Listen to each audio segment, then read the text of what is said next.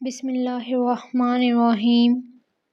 حضرت ابو ہریرہ کہتے ہیں کہ لوگ کہتے ہیں کہ ابو ہریرہ رضی اللہ عنہ بہت حدیثیں بیان کرتے ہیں، اور میں کہتا ہوں کہ قرآن میں 2 آیتیں نہ ہوتی تو میں کوئی حدیث بیان نہ کرتا۔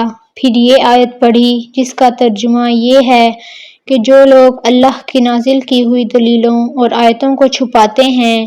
آخر آیت رحیم تک۔ واقعہ یہ ہے کہ ہمارے مہاجرین بھائی تو بازار کی خرید و فروخت میں لگے رہتے تھے اور انصار بھائی اپنی جائیدادوں میں مشغول رہتے، اور ابو ہریرہ رسول اللہ صلی اللہ علیہ وآلہ وسلم کے ساتھ جی بھر کر رہتا تاکہ آپ کی رفاقت میں شکم پری سے بھی بے فکری رہے، اور ان مجلسوں میں حاضر رہتا جن مجلسوں میں دوسرے حاضر نہ ہوتے، اور وہ باتیں محفوظ رکھتا جو دوسرے محفوظ نہیں رکھ سکتے تھے۔ صحیح بخاری حدیث نمبر 118۔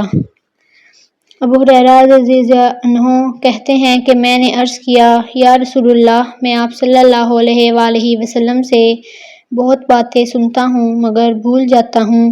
آپ صلی اللہ علیہ وآلہ وسلم نے فرمایا، اپنی چادر پھیلاؤ۔ میں نے اپنی چادر پھیلائی۔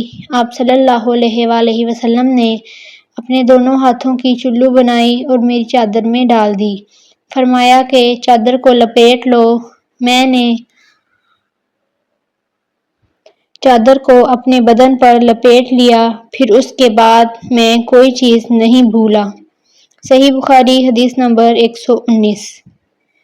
میں نے رسول اللہ صلی اللہ علیہ وآلہ وسلم سے علم کے 2 برتن یاد کر لیے ہیں، ایک کو میں نے پھیلا دیا ہے اور دوسرا برتن اگر میں پھیلاؤں تو میرا یہ نرخرا کاٹ دیا جائے۔ امام بخاری رحمۃ اللہ علیہ نے فرمایا کہ بلعوم سے مراد وہ نرخرا ہے جس سے کھانا اترتا ہے۔ صحیح بخاری حدیث نمبر 120۔